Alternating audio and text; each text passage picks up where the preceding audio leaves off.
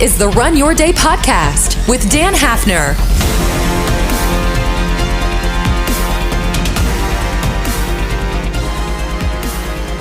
Hello, everyone. Welcome back to another episode of the Run Your Day podcast. As always, your host, Dan Hafner here.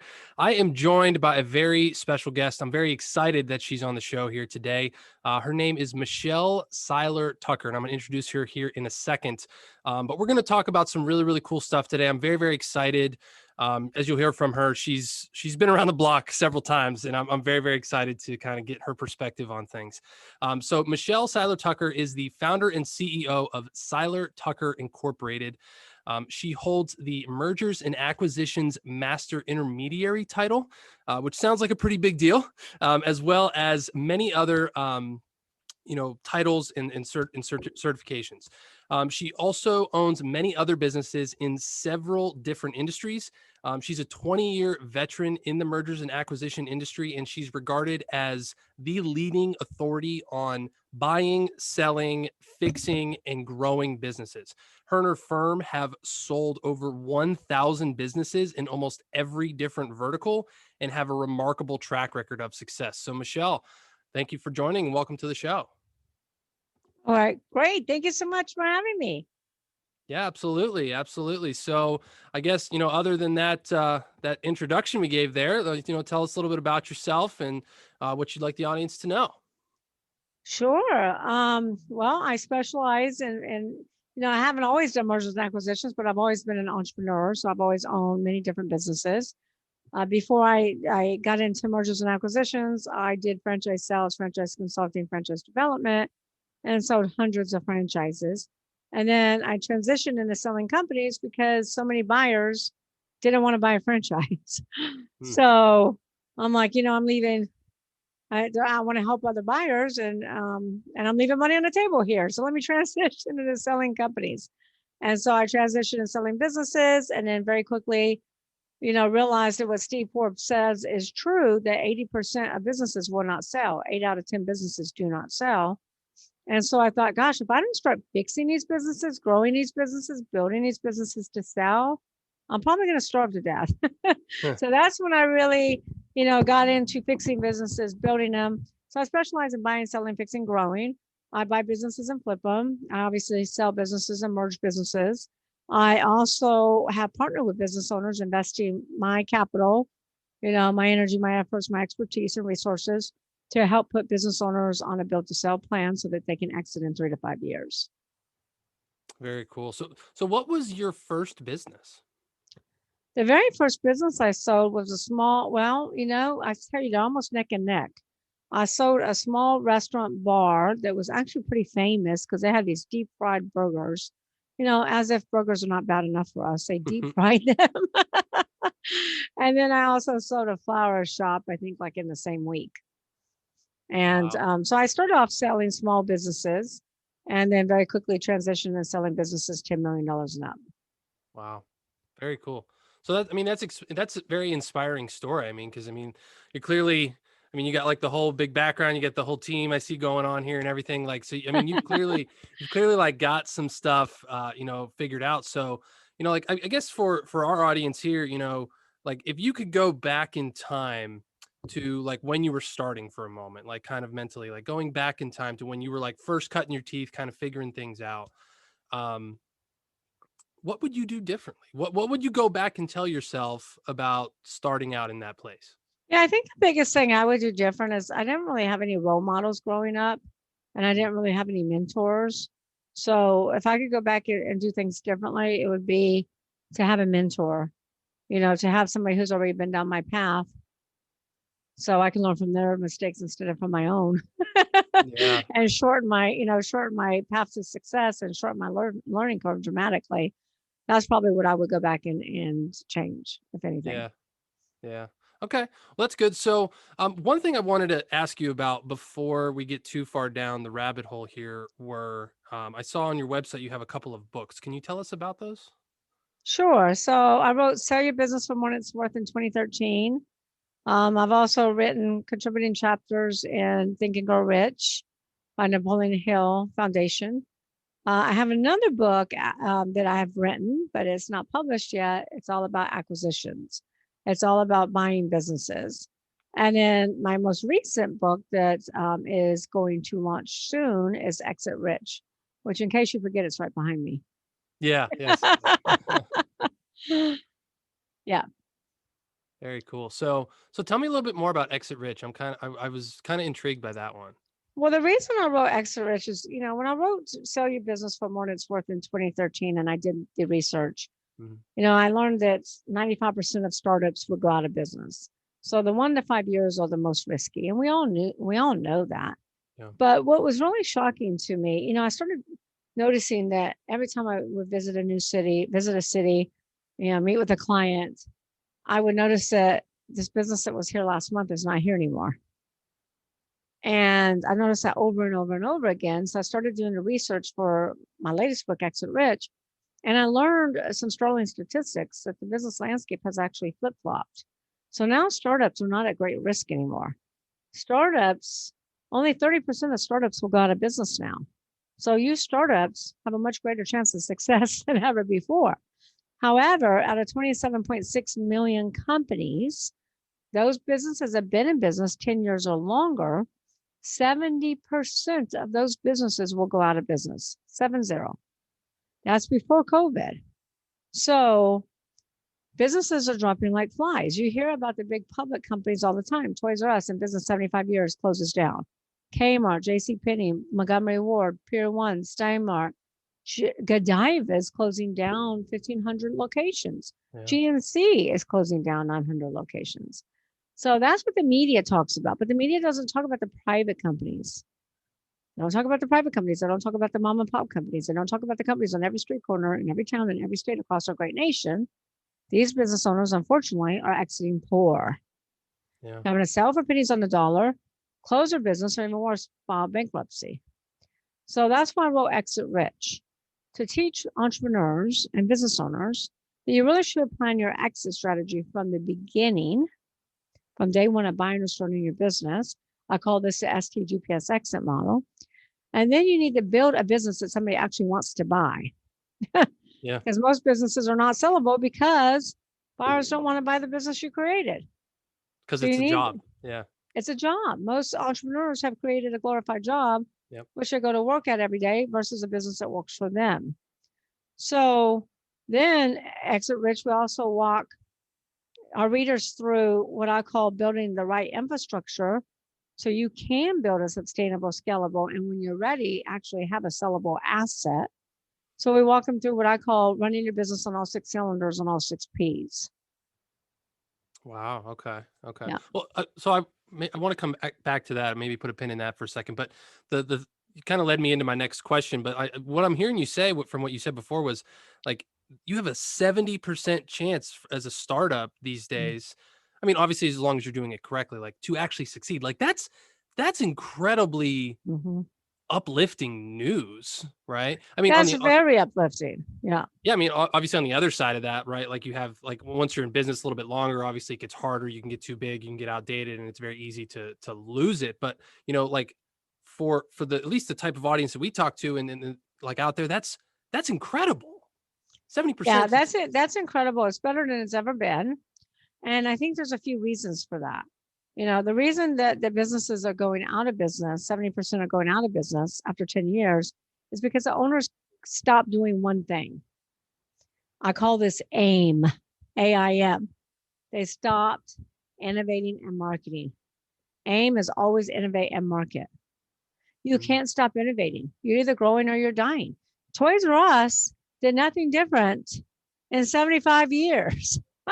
And then they wonder why they went out of business. Yeah. Blockbuster sold Netflix and saw the writing on the wall and did nothing, sat back fat and happy. And they could have bought Netflix, but they went out of business. Xerox turned up their nose at the mouse. So the stories go on and on and on. But you have to innovate and you have to market because consumers' buying habits change. Whoever makes it easiest for the consumers to do business with you is a company that's going to win. Amazon winning because they make it so easy for us to purchase products and have it delivered at our doorstep in 2 days. And now they're buying a bunch of planes so they can get it to you in one day. Yeah. So you really have to innovate. And I think the reason that these startups have a higher success rate is because they are more innovative, you know? And I know they're not just going and starting another coffee shop or another restaurant. I call those the dreamer businesses in my book.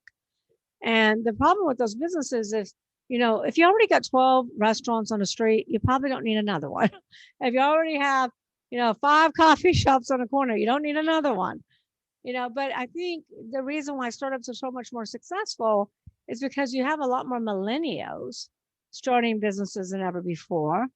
And these startups are innovative. They're unique. They're not another coffee shop. They're not another restaurant. They're not another smoothie store or another Yeah. ice cream store. How many more ice cream stores do we need? Yeah.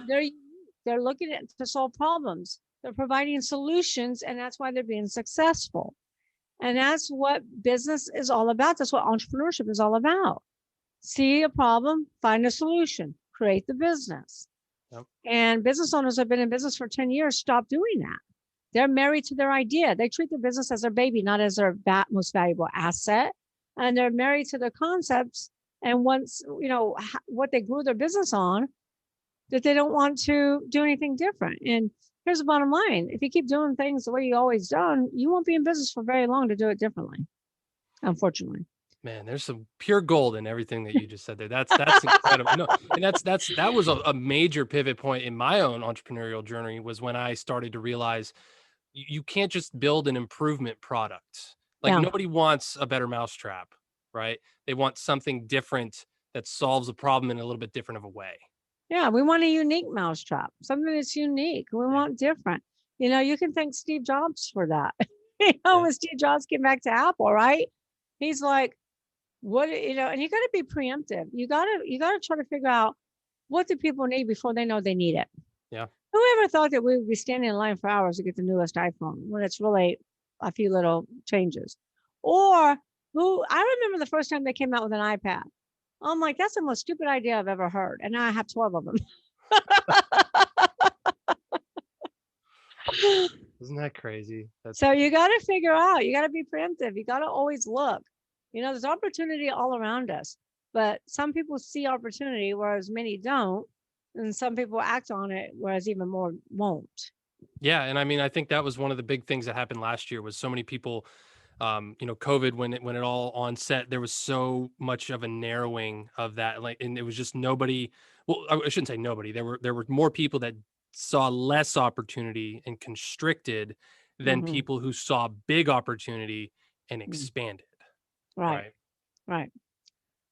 Yeah. Yeah. So, I mean, that's very, very cool. So let's switch gears a little bit here. I want to talk a little bit more about you and about your personal, how you run your day. Like, this is what the show is all about. So, like, walk us through like a day in the life of Michelle. Well, my days lately are not typical Michelle days. Okay. Because I'm launching a book. Right. Oh, yeah. And, writing a book, I tell you, writing a book is easy. I mean, I can write a book in 6 weeks, whereas it takes other people years. Yeah. It's the marketing, it's the sales, it's the launching. So now, my days are really consumed with podcasts and radio shows and TV shows. So I have a really good team behind me, though. And so I have an analyst team, I have brokers, I have marketing, I have really good teams behind me. So, I mean, when I have a little window of time, I work on my businesses, not so much in my businesses. And, I work with some clients, the larger type clients, typically, 15, 20 million and up, and run my business. That's a typical day. I mean, I get up at 4:45 a.m. I work out for an hour. I make sure I give thanks and show gratitude before my feet hit the floor. I try to, but that's hard at 4:45 a.m. sometimes. It is. And I work out, and I take my daughter to school every day. I have a 10-year-old daughter.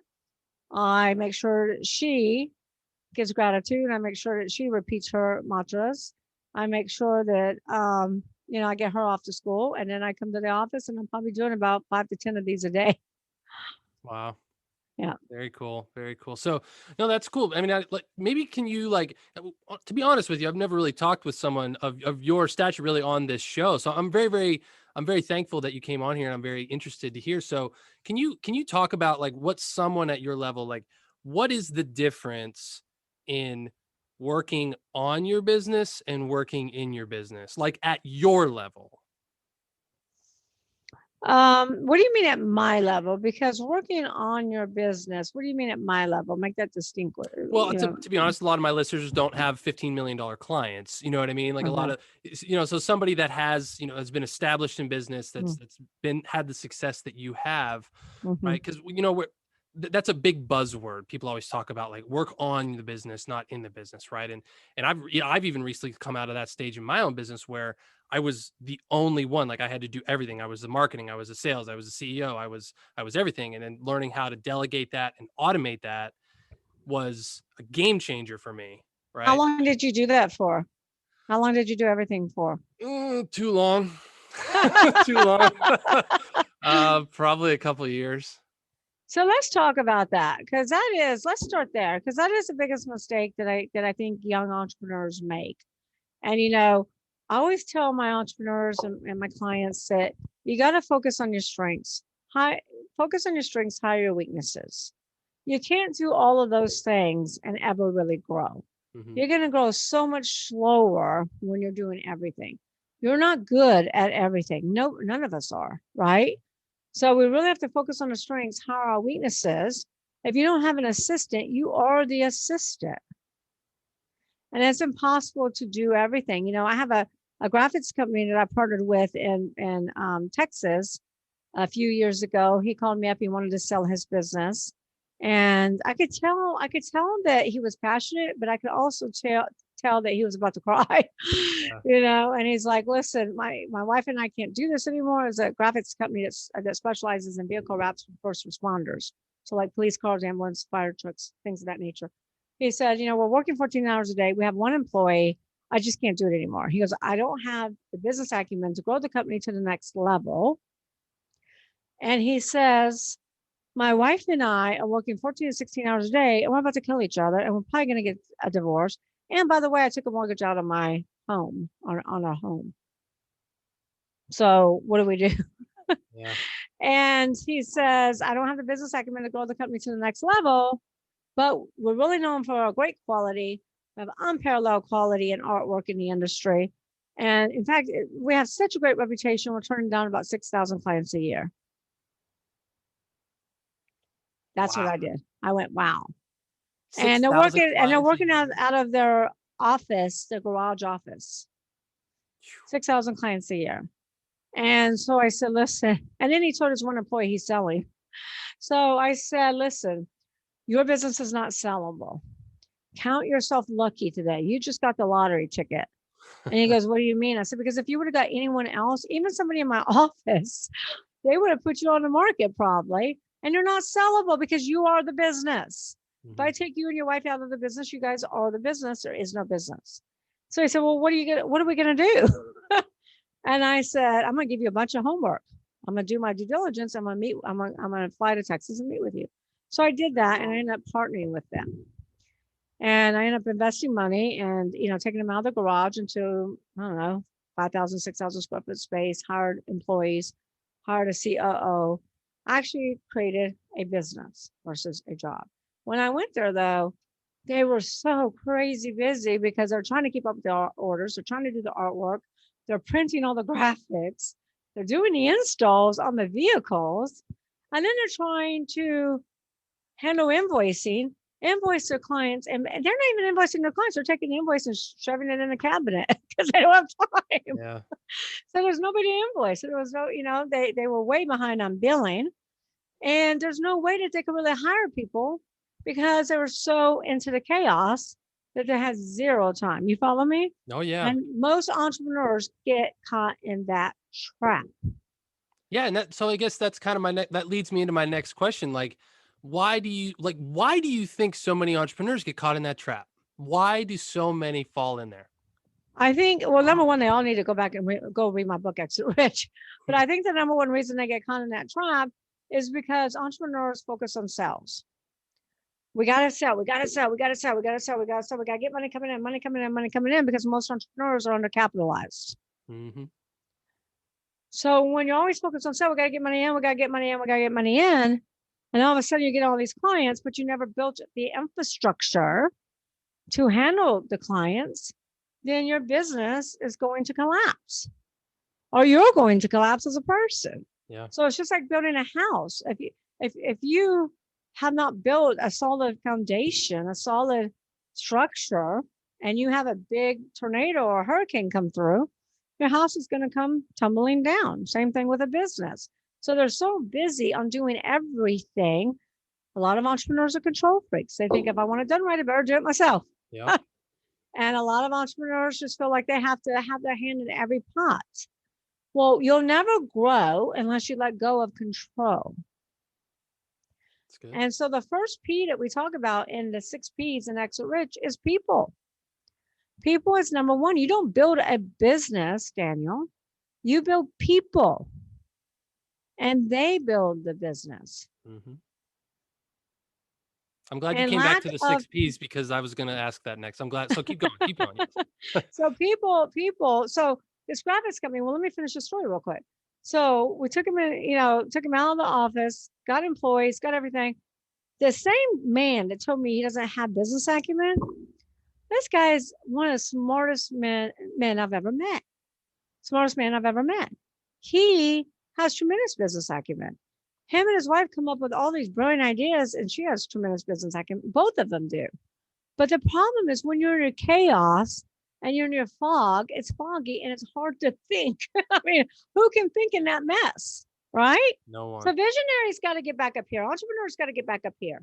Entrepreneurs got to get back up here. They're the visionary. They need an integrator. They need people. They need to put the right people in the right seat. Then they need to ask the who question. Who opens doors? Who handles clients? Who handles legal? Who handles accounting? Who handles environmental? Who handles manufacturing, transportation, logistics? The list goes on and on. The clue here, Daniel, is you should never be next to who.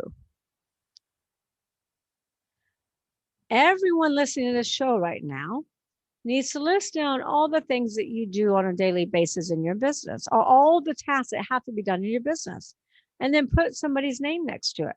If you put your name next to everything, you have a job. Yeah. And don't, people say, well, Shal, I can't afford to hire somebody. Let me tell you something, you can't afford not to. And you don't have to go out there and pay, hire a $40,000, $50,000, $60,000 employee. Go get you some 1099s. If you're around colleges, get interns. We're around 4 colleges. We're on a waiting list because everybody wants to come and do an internship at Seiler Tucker. Yeah. So there's a will, there's a way, but you can't afford not to. Okay. So people is number one. Cannot have a business without people. You need a layer of management as well when you start growing your company. Not in the beginning.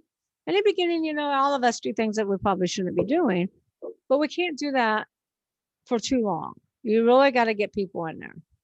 When we started hiring employees and doing all this stuff with the graphics company, it was a game changer. Yeah. Because the owner can't do everything. The owner can't be the artist. The owner can't be customer relations. The owner can't be the one to do the installs. I mean, the owner was doing absolutely everything. Number 2 is product. Oh, let me go back to number 1 real quick. If you are the business, like the example I just gave you, the business will not sell. Or if it sells, it's not going to sell for much. Yeah. Okay. Number 2 is product. Product is your industry, your service. So you have to ask yourself, if you're starting a business, buying a business, or you've been in business for a while, is your product, your idea, your concept, is it on the way up? Is that industry on the way up or on the way out? There were industries that were thriving before COVID and now dying. There were industries dying before COVID that are now thriving. So you have to ask yourself, do you have a Blockbuster? Do you have an Amazon, or do you have a Blockbuster? If you have a Blockbuster, ask these 3 transformational questions. Amazon did this back in the 90s. Number 1, ask yourself, what business are you in? Amazon did that. What business are we in? And they said, we're going to sell books. We're in a selling books business. Then they ask themselves, what do we do better than anyone else? We do fulfillment better than everyone else. And then the third question, the most important question, is what business should we be in? And they said we should be in a fulfillment business, fulfilling everybody's products. Those 3 transformational questions took Amazon from a bookseller to a worldwide multi-billion-dollar conglomerate. Yeah. So you really have to ask these transformational questions. The problem as entrepreneurs, just like you probably were, you get stuck in the transactional and you never have time to think. Yeah. When we can just separate and detach and really think and start asking some of those transformational questions, that's when we can really truly grow our business. The third P is processes. Processes will make or break your company. And most business owners don't think about processes until they have to, just like they don't think about exit strategy until they have to. We're selling a manufacturing business where employee got hurt on the manufacturing floor. Pretty bad injury. And the owner says to me, yeah, we need a process for health and safety. I'm like, you needed that before. Yeah. It's a little Now's not late the time now. to think that. Yeah. So processes should be designed from the beginning of your company and designed with the customer experience in mind. Now, do you know what I mean by that? Sure. Most businesses, McDonald's started. Have you ever watched the movie The Founder? The McDonald's brothers? I have not. I want to see that though. I've not. You got to go watch this movie. So Yeah. I'm not going to use Let's that do that. example until you watch the movie. Okay. But the McDonald's started a business back in the 40s, and they started a business around a customer experience. And a customer experience is we want our clients, we want our customers to get great tasting food that's hot, fast, right? Minute or less. They never said organic. They never said healthy. So you can eat at McDonald's anywhere in the world and get the same experience, right? Mm-hmm. So most business owners get this wrong. Most business owners design their processes around their own agenda. Banks and social media companies are really guilty of this. How many times have you had to push 20 buttons to get to a real person? Yeah. How many times have you been transferred over and over and over and over again to tell your story to 5 different people so you can get some results, right? So those processes are designed with their own agenda in mind because they feel like it's more efficient for them. So your processes should always be designed with the customer experience in mind. If you don't create happy clients, your competitors will be happy to do it for you. Yeah. And they should be productive, efficient, well documented. You should have policy and procedure manuals and SOP checklists. No matter how small your company is, start putting together your policies and procedures and do it from the beginning, not from the end. Well, if I could interject just for a second of there, course. that is exactly where I am inside of the business that I'm currently doing right now. And that's kind of where I've started to transition. So just to kind of relate to everyone out there, like even me, like I'm in that phase right now where figuring out the processes is the one thing holding me back from scaling. Because every client I get is a little bit different. They got a little bit of a different thing. They want this, and I'm catering to all of them because I'm trying to get the business started and everything. But now I'm already going through this several times. I've realized there's no process. There's no scalability here at all. That's right. That's right. And you know what? You might have to hire an expert to help you sort it out and help you get those processes together. And usually that's where people get stuck. And that's usually why they're not scalable, because they can't figure out the processes. Yep, 100%. Yeah. So number 4, I'm going to run through this really quickly, is proprietary. Proprietary is a number 1 value driver. This will get you a much higher multiple than anything else. It can take you from a 3 multiple of EBITDA to a 5 or 6 multiple or even higher. So proprietary assets, number 1, branding. The more well-branded you are, the more we can sell your company for, as long as your brand is relevant in the mind of the consumers. Okay, so branding is key. It's number 1. Biggest brand in the world is, do you know? I want to say Apple. Yay, you win. You win. I don't know what you win, but you win. So Apple is the biggest, $389 billion, or 349, 389, somewhere around there, but lots of billions. And that's without cash flow, inventory, real estate, or anything else. Build your brand, build your exit. Trademarks are also very valuable. And since you have entrepreneurs and startup entrepreneurs on the show, listening to the show, I want them to hear this right now. When you start your business, don't just get a state trademark. check the federal database and make sure that name is available, because I hate to see you operate your business for 5-10 years. And all of a sudden you receive a cease and desist letter that you have to stop using that company name. Yeah. So go spend the money. It's like $1,500, $2,000 and get a federal trademark. Federal trademark your podcast, your company name, your slogan, your logo, anything that is unique to you. My podcast and my book is Exit Rich. I got that trademarked. Okay. Patents are also very valuable. Very valuable. We once sold a company for $18 million that had 18 patents, and the company wasn't making any money. Contracts, extremely valuable as well. Manufacturing contracts, distribution contracts, franchisor contracts. They have franchisees. Client contracts are the most valuable of all, but you need to make sure that you have the 2-sentence clause in there that says these contracts are transferable. This is why every person starting business should read Exit Rich, because these tips I'm giving you will keep you from losing a lot of money, because, I always say you don't know what you don't know. So contracts, residual income, recurring revenue is also very, very valuable. Databases, Facebook paid $19 billion for WhatsApp, and WhatsApp was making how much? Yeah. Plus they were hemorrhaging. So WhatsApp had 1 billion users, and Facebook knew they could monetize and ROI that. And then there's other things that drive value, celebrity endorsements. Being on, I have a client that is on Oprah's Favorite Things. Radio endorsements, because they can only endorse one skincare or one diet plan at a time. Also e-commerce businesses. Any of those top spots on Wayfair, Etsy, Amazon, huge value in that. All right. So number 5 is patrons. You want to have customer diversification, not customer concentration. Most businesses follow 80-20 rule, where 80% of the revenue comes from 20% of the clients. You lose a few clients, you're in big trouble. Then the last P, and the most important P to all entrepreneurs, is profits. But the reason I put profits last is because profits is never the problem. Lack of profits is never the problem. It's a symptom of not operating one of the other 5 Ps. I have clients that come to me and say, Michelle, I have a profit problem. I'm like, no, you have a people problem.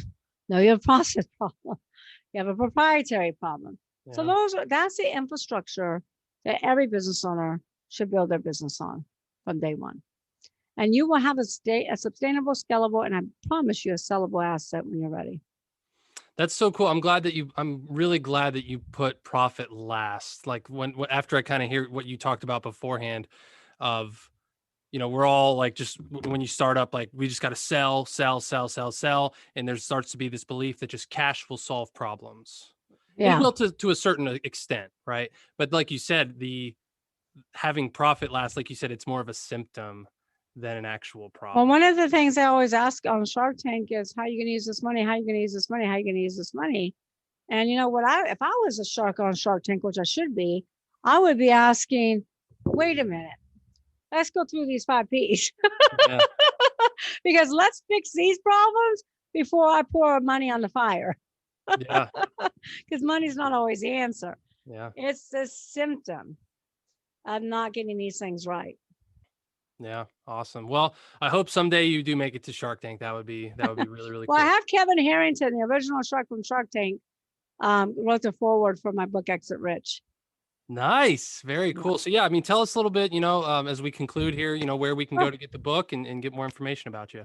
Sure. So I'm happy to say that Sharon Lechter is my co-author in Exit Rich. Sharon Lechter wrote Rich Dad, Poor Dad with Robert Kiyosaki. She's a New York Times bestselling author 5 times. She also wrote several books in the Napoleon Hill Foundation.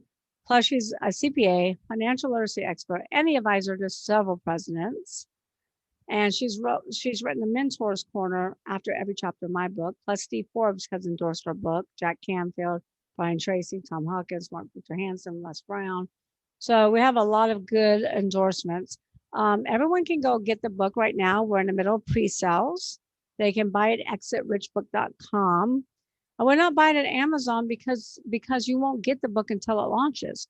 If you buy it at exitrichbook.com, it's less expensive, $24.79. We will email you the digital download immediately. Then we'll ship the hardcover to your doorstep. Then we'll give you a lifetime membership into the Exit Rich Book Club. If you like what you're hearing here, there's a lot more of this, of me. Plus, there's documents, all the documents you need to run your business and sell your business. Sample employee handbooks, non-competes, organizational charts, sample letter of intent, sample purchase agreement, sample due diligence checklist, sample closing docs. Right there, Daniel, those documents are worth over $25,000. Yeah, for the price of a book, that's a really, really good deal. Yes, because you don't just get to review them, you get to download them. And then we also give you a 30-day membership into Club CEOs. Club CEOs is a mastermind that I founded where we ask those tough transformational questions. We help entrepreneurs, really build a sustainable, scalable business so they can exit rich. Wow. That is a sweet, sweet deal. I mean, you guys better head over there and get that book like right now. That's awesome. That's awesome. Yep. Get the book and then email me. Email me your comments. Yeah, absolutely. So, all right, that's about all we have time for. Michelle, thank you so much for joining the show. I really, really appreciate it. I hope we could have you sometime in the future, come back on and talk about things again. But I'm very excited for your book, Exit Rich. It was an honor to talk to you. Pleasure as always. And thank you. Yeah, absolutely. So that is all, my friends, for today. Hope you guys got a lot of value from that. I will catch you on the other side of this break, and we'll wrap this daily show up. All right, my friends. Hey, my friend, before you check out from this episode, I have something very awesome to tell you. If you haven't already, you need to download the Run Your Day app right now. It's absolutely amazing and will change your freaking life. It is the official app of this podcast. Now, you might be a regular listener of the show, or maybe you're new to the podcast. And either way, I want you to actually start implementing the things that you hear me talk about on this podcast every single day. I'm going to quote something for you here. Revelation without implementation is simply masturbation, my friend. Yes, I said it. So don't be that guy. Download the Run Your Day app now from either the Apple App Store or Google Play. Or, you know what? Even if you boycott both of those stores for some reason, you can access the same app at app.runyourdaypodcast.com. That's app.runyourdaypodcast.com. No download required. We got guided meditations, self-guided chat journeys, which are super freaking cool. And they actually help you run your day and figure out your mental blocks. So it's something you can't afford to miss out on. So please do yourself a favor, do me a favor, and download the Run Your Day app on your phone and take this experience to the next level. I'll see you there.